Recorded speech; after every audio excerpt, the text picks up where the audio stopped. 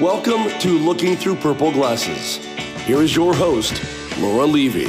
Thanks so much, Mark Mosier. I appreciate the lead intro. Welcome to another episode of Looking Through Purple Glasses.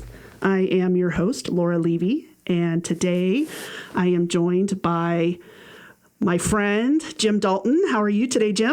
Hey, I'm great. Thanks for having me. Thanks for driving all the way across town. Oh, traffic's never bad in Denver. It was no problem. Awesome. Well, I appreciate you making time. I know sarcasm. You're home for a couple of days. Jim Dalton, for those that don't know, is the lead singer and guitarist for the Railbenders, based here in Denver. And is it lead guitarist too for Roger Clyne and the Peacemakers? I am lead guitarist for Roger Clyne and the Peacemakers, yes. Awesome. For those listening in also, I wanted to mention that Dave and I met because of Roger Clyne and the Peacemakers. And so it's fun for me to see you come full circle with Roger Clyne and the Peacemakers. And I thought we might just start today with kind of a little bit of your background, how you got started in music and where you grew up, and give you a big shout out to Terry Murray and Tyson Murray too, because they introduced us, as well as Andrea Williams. She kind of introduced us when you were back doing real estate appraisals. Mm-hmm. That's right. Yeah, kind of a interesting transition I've gone through in my life, from doing IT work back for a large corporation to going into real estate appraisal. And thanks to Dre, she told me, well, Laura is a broker, a loan broker, mortgage broker, I guess. And I used to get a lot of my work from you. And then I got an offer to join a rock band as a lead guitarist, and I went that way. So kind of interesting, but we've been connected in both worlds. Yeah, it's been fun to watch the growth over the years. I know we joke about this a little bit because we met again through your appraising and me being in the mortgage business. And I remember the first day that we met and you came into my office, and then the first time that I saw you on stage, and I was like, is that the same guy? You know, it's like cowboy hat, cowboy boots, Railbenders. And it was funny because it wasn't really my genre of music back then. And I came to the show. I remember telling you, Jim, not my jam, not my thing. And you were like so cool about it. You were like, okay, whatever. And then, like my husband would say, I listen to it a few times and then I get on board. And So I have become one of the biggest Railbender fans. And how long have you been in the Peacemakers now? Going on, I think this is going on 15 years in February, next month. Yeah, long time. I had no idea it'd been 15 years. Wow. That's pretty amazing. How did you meet Roger? I first met Roger when the Railbenders opened up for Roger Clyne and the Peacemakers at the Gothic Theater in about 2002 or 3, I think. We had just been together about 3 years. We opened up for them, met him backstage briefly, didn't really have a conversation. But a couple of years later, I met Johnny Hickman from Cracker.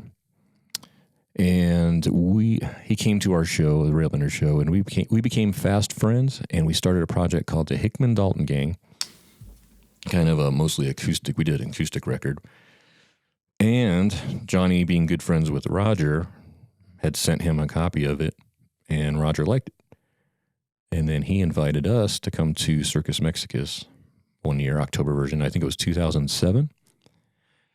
And then I had a little more hang time with him there, back on the bus, got to know him a little more, chatted briefly. And then he started coming to Colorado and he invited me and Johnny to open up for him solo acoustic at a place in Fort Collins called Road 34 Bike Bar. It's a bike shop and a bar. Great place. And the first night we did it, we did our opening show, but then we went backstage and Roger's like, hey, can I call you guys up for some songs? And let's do these 2 songs or whatever we decided on. So we came up And we did our songs in the middle of his set. And he's like, no, stay up here. And Johnny's like, I don't know these songs. And he's like, it doesn't matter. So we stayed up for the rest of his set, and we had the best time ever. And that turned into not Hickman Dalton opening up for Roger Clyne. It turned into the Three Amigos, where we all just played together. And we traded songs and swapped stories and told jokes. And that was a fun tradition that we did. Unfortunately, as of this year, 2024... we don't have a show scheduled for that. So this may be the first year we haven't done it other than during the pandemic. Oh, maybe we should work on that. I know, right? Johnny is on my list to get on the podcast, so nice. Maybe we can see if we can make that happen, because those shows are a lot of fun. And I know everybody that's had an opportunity to see them would agree that it has definitely been one of the best three kind of Amigos shows that have been put together. And well, thanks. I think people enjoy it because we enjoy it. So it's contagious. It is. And it's a lot of the same people that follow the Railbenders, that follow the Peacemakers, that follow the Three Amigos. And as a fan, it's always fun to see you guys bringing people together. And so from your fan base, thank you for what you do. I know how many albums... Is that the right terminology these days? Do the Railbenders have out total? We have, I think I knew this, and I haven't thought about it in a long time. I'd say 6 maybe. Okay. 6 probably, including a live one. Or, yeah. And then I know that Hickman Dalton Gang put out 1, 2. We have Volume 1 and Volume 2, very clever titles. And then I know that the Roger Clyne and the Peacemakers are currently working on some new music. Yep. I have no idea how many albums the Peacemakers have. Lots and lots. There's about 67, I think, albums. Maybe. There's a lot of music out there. Give or take a few. And for those that don't know, Roger Clyne and P.H. Nalfa, the drummer, are from a band called the Refreshments that then became the new Roger Clyne and the Peacemakers. So if there's people out there listening that maybe are not as familiar with Roger Clyne, but you might know the Refreshments, and so some of the same folks. Come see us. Yeah, for sure.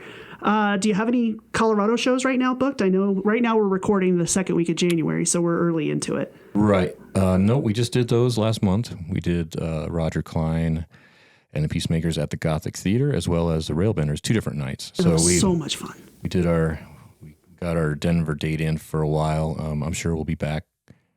Unfortunately, not Denver Day of Rock this year because that's no more. Yeah, They've decided we were just talking retire about that. Yeah. For people that have not heard, the Denver Day of Rock is going to be in the rearview mirror, at least for now. We don't know what the future holds, but that was always a fun event. So hopefully maybe we can put something together too and get you guys back here that same time. I know that Circus Mexicus is back on. I know that the border was an issue, but that's been rescheduled for February. Oh, you're talking about January Jam. Or January Jam, I'm sorry, yep. Yeah, typically we have January Jam in January, hence the name. But with the weird border stuff, when it was closed, we decided to postpone it, and it's going to be February. Oh, man, I don't have the dates with me. I want to say it's what's the President's Day weekend? 18th, I think. Okay. So right around that date, I'm right? pretty sure it's President's Day weekend. You can find it all over social media. Yeah. So fun time. I went to the very, very first 2 Mexico shows that the Peacemakers ever did. And that was a really, really long time ago, 21 years, I think, at this point, and had a wonderful time. So anybody that has not made the trip down to Mexico, Puerto Peñasco, Rocky Point, quick drive out of Phoenix, it's a great time. Lots of people, lots of drinking, lots of fun. Drinking? No way. So we talked a little bit about new music. Kind of what's on the horizon for new music? So the Peacemakers are working on. Roger has written songs, and we've gotten together and we've done what's called demos, where we not really a final product, but we get together and we record the ideas. And he admittedly admitted that during the pandemic he wasn't very inspired And there was a big gap of time there where we didn't really get anything done because he wasn't feeling it. And so after that, he came out of it and started writing again. And we've been in and out of the studios doing demos in Tempe. We have a great home studio that we use. A friend of ours built a beautiful studio. And right now, the reason I haven't really put anything out is because Roger has been fiercely independent, as you know, for many years, and has done everything on his own label ever since the Refreshments. And he's actually he wants to consider like shopping these around to some not big labels, but independent labels that have distribution capabilities that we probably don't have as an independent band. Maybe some more exposure, find like a good roster of artists that we like and that we want to be associated with that fit, you know? So that's kind of where it's at right now. But I think, there's been no date. There's no target date right now. It's kind of just putting out our feelers. And in the meantime, we can keep working on the songs, and I can work on my guitar parts at home in my home studio. And I'm also working on I've done one solo record, and I did that during the pandemic, and I'm doing another one right now in my free time. Yeah, so it's funny. It's been over a year in the making, because it's definitely the back burner project. My solo stuff is always the back burner. But last January Jam, speaking of January Jam, in 2023, my good buddy Jaime Peters built a studio, and he bought a house in Mexico, and he built a studio in it. And he's like, "Come on down. Let's work on your next solo record." I'm like, "Okay." So I was there. I went a week early before January Jam, and we had Jaime on drums. We had Javier. If you don't know who I'm talking about, they're from the Johns in Tucson, good friends of mine. Javier on the bass, John Villa on trumpet, and we slapped down a bunch of rhythm tracks, which is just bass, my rhythm guitar, drums, some trumpet, some percussion from some local guys that were amazing, Ozzy and Hector.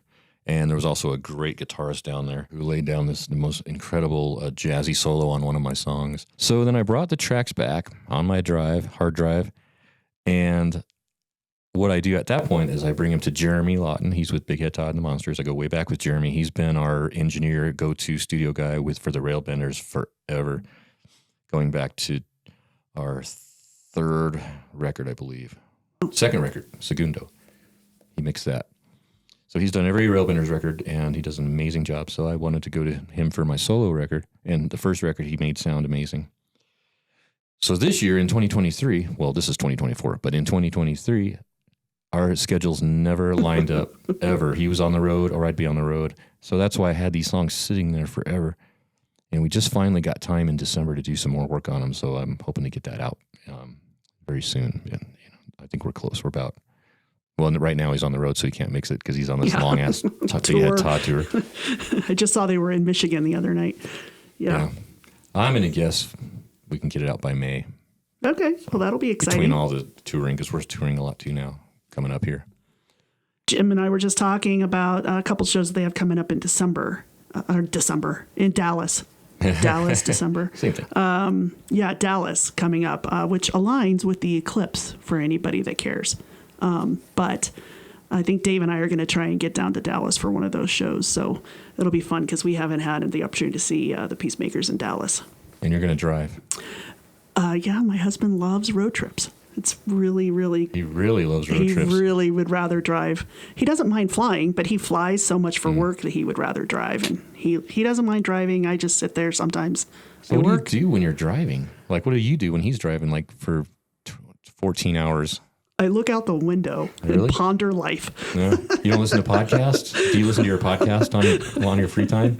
Well, since this is just 2 weeks old, I haven't had the chance to do that yet. But I do listen to some podcasts.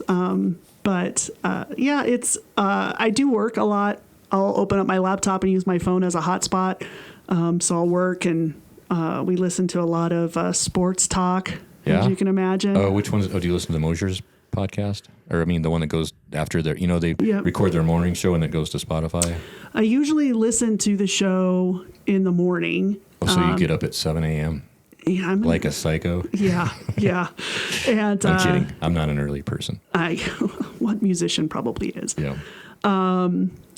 So yes, we do listen to 92.5 altitude a lot, but we listen to the NHL Network on XM Sirius a lot. Okay. As everybody knows, I'm a diehard Avalanche fan, so I listen to a lot of national hockey stuff and keep up on that. But do you still have season tickets? We do. Okay. Yeah, we do. That's awesome. Yeah, they're playing Alex Ovechkin and the Capitals tomorrow night, 7:30. How about that cool thing last night that McKinnon and who's the other guy? Yeah. Logan O'Connor? Logan O'Connor, when he passed it to Logan for Logan to get his first career hat trick. He could have shot it for himself, but he passed it off. Unselfish move. Totally. And gave Logan his first hat trick of his career. That was so cool. That's why I love the Avalanche. They're so cool. They're great guys. They are. I've had the fortune of being able to meet them at some charity events, and every single one of them has been so nice. My charity event. Down to earth. Your charity event. That's right. That's right. I've done several of your charity events. That's right. They're awesome. So let's do some fun facts. Married to a wonderful wife for how long? 28 years. Donna. Going on 28 years. Hello to Donna. We got married when we were 13. Yeah. She'd probably love to hear that. And our parents did not approve. No, they didn't. But we did it anyway. 2 kids. 2? Yep. And let's see. Both in college already. That's crazy. Fun facts. Fun facts. You want to hear a story about what happened to me yesterday? Sure. I almost got duped on the internet. Oh, no. An elaborate scam. I was very close to sending somebody $1,500. Jimbo. Yeah, they got me. They got me good. But I at the last minute I figured it out. Okay, so here's what happened because I want to help the listeners in case they ever see this. So they don't get duped. It's on. Okay, so I got tagged on Facebook by somebody who I know. Okay, it's a fan in Wisconsin, and went there. They're hey everybody, hey guys, we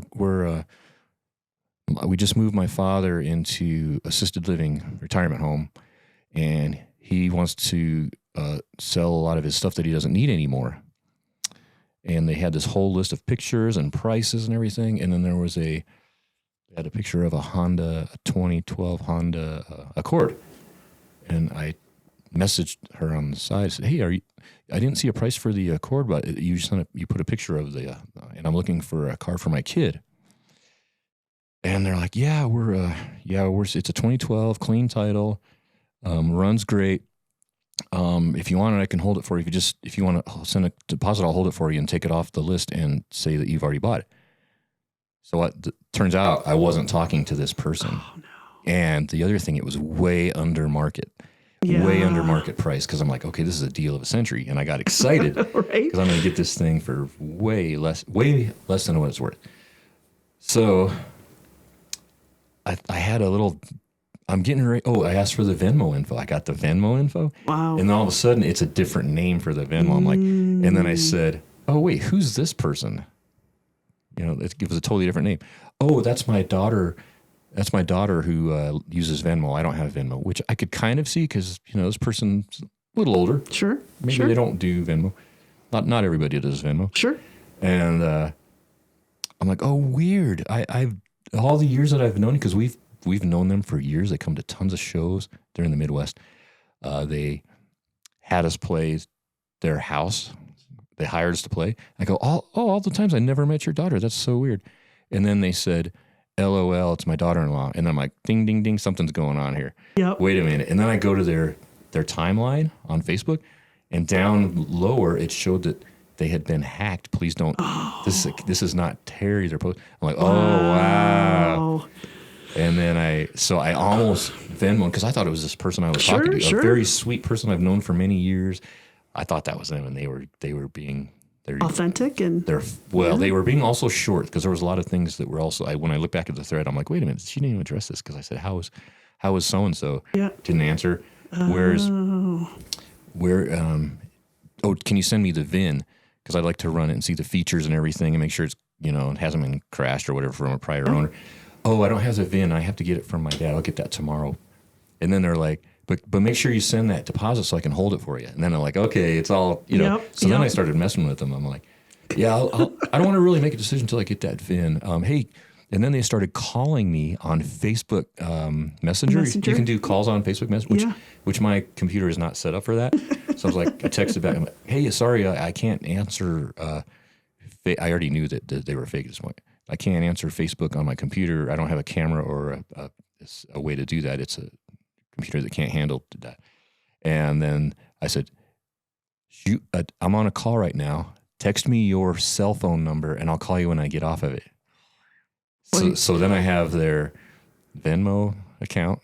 I had their name because I used their name. It was so ridiculous. And then they wouldn't send the cell phone.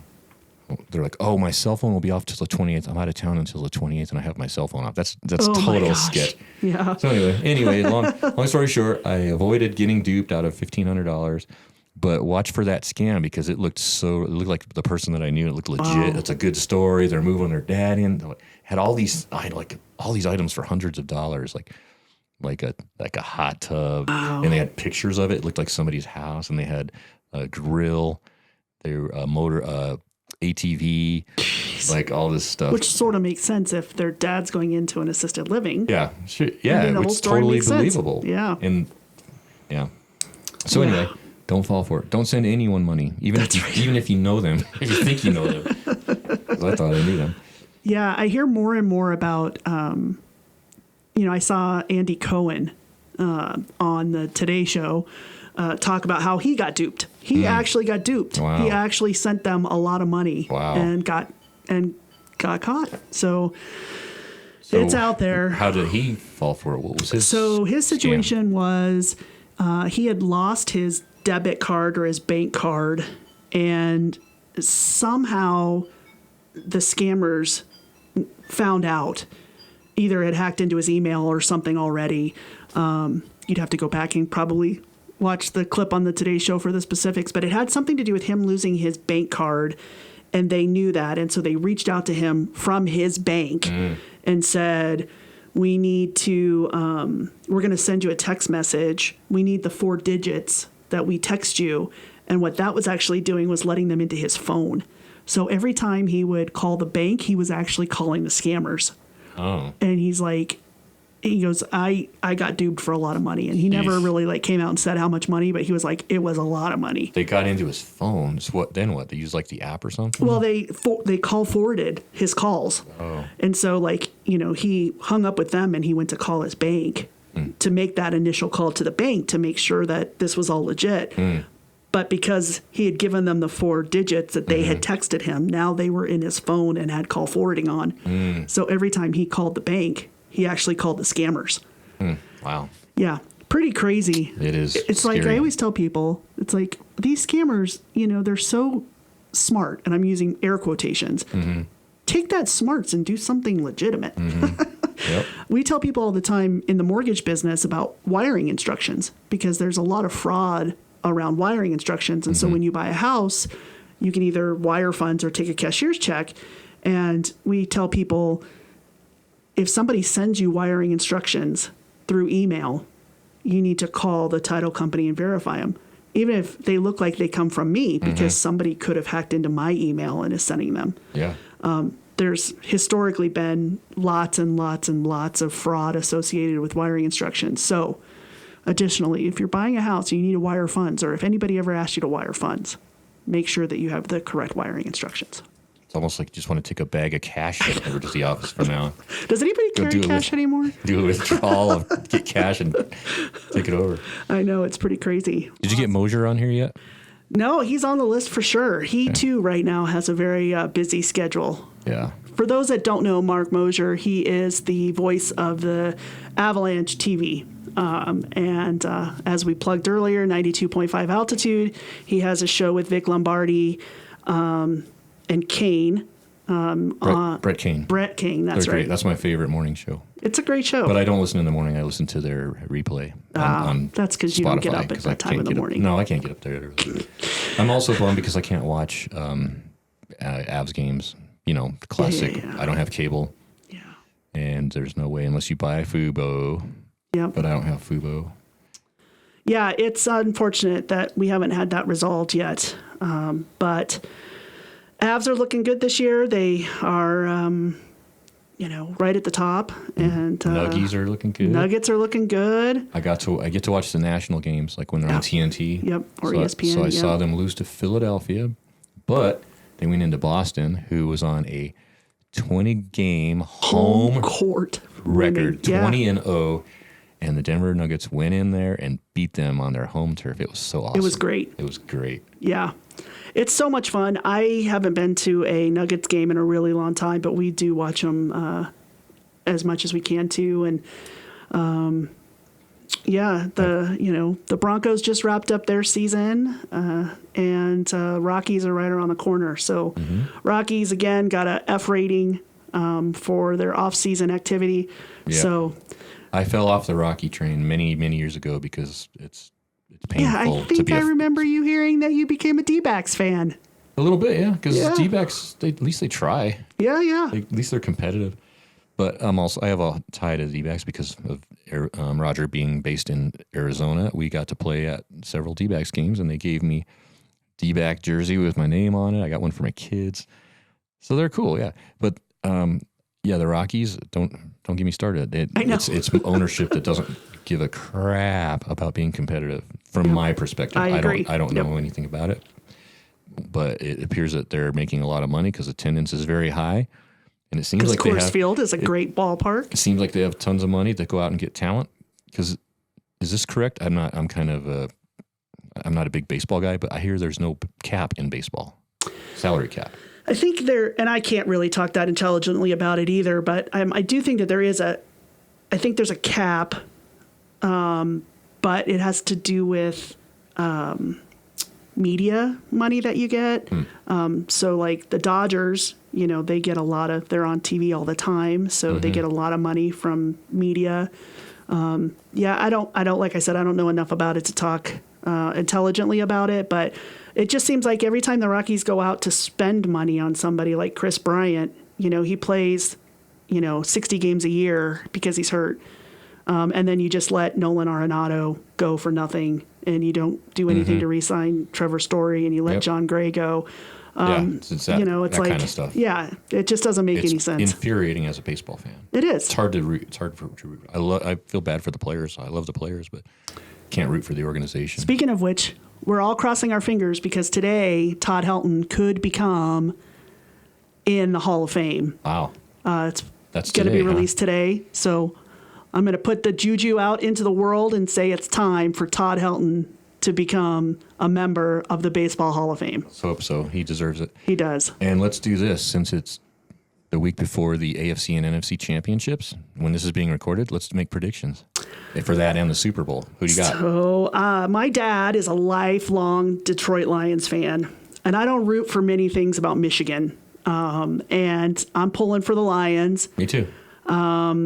And I love San Francisco too, though, because they have the Colorado connection. With Shanahan went to Cherry Creek, and Christian McCaffrey, and then our boy John Lynch, yeah. GM. I mean, I love that guy. He's awesome. I got to meet him too at a charity event. I'd be really happy with either one of those teams going, but I'm pulling for Detroit. Yeah. And I don't really have a horse in the race. What's your prediction for the Super Bowl? Let's both pick Super Bowl winners right now. Kansas City and Detroit. Don't say Kansas City. I'm not a Kansas City fan. You can't be. You're a Bronco fan. I know. You can't pick KC. I know. We hate the Chiefs. We do. And you know what? I'm going to say right now, they're going to get their butts kicked by Baltimore. All right. In Baltimore. I hope so. I hope you're right. And it's going to be Baltimore. And even though I hate to go against the Niners, it's going to be Baltimore and Detroit in the Super Bowl. All right. And unfortunately, Baltimore's going to win it. You think? Yeah. It's going to be a great game, though. Detroit's going to put up a hell of a fight. It's going to be Ravens, Lions. I would love to see Lions win it, but I think it's going to be Baltimore. I think they just looked so tough this year. I'm going Kansas City and Detroit, and I'm going Detroit for the win. That would be great. That would actually be great, too, to see Kansas City go all the way. That's what I want to see, is Detroit to go the whole way, and I agree. I don't think they can beat Baltimore. I do think they could beat Kansas City, so I want to take the lesser road. I don't know that Kansas City can beat Baltimore, but it should be a good weekend football. It will. It's going to be great.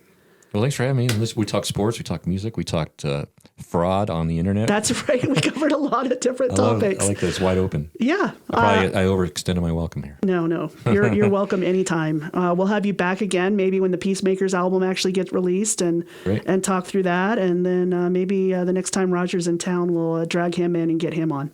Well, thank you. And good luck with your podcast. This was fun, and you're a great interviewer and easy to talk to. And I like, what's it called? A purple onion? Looking through purple glasses. Close. I got purple onion. There's a band in Mexico that we just played with. That's where I had that in my head. Okay, looking through glass with a purple sunglasses. Purple glasses. What is it again? You're blowing it, Jim. Say it again. Looking through purple glasses. Looking through purple glasses. Yes. Love it. And you're wearing purple today. I am all about the color purple. My hair's been purple for years. I looked up what the meaning of the color purple was, and I just really resonated with it, and that's what we rolled with. So, love it. Well, it's going to be great. You're going to do great. You're already doing great. Thank you very much. I appreciate your friendship. And before we go, Jim Dalton is one of the kindest souls on this planet, and he's always helping everybody else. And I just, I want to thank you for being you and being authentic, and everybody loves you. So very kind of you. Thank you. Very sweet. Awesome. Thanks, guys. I appreciate it. You. Stay well. Take care. Bye.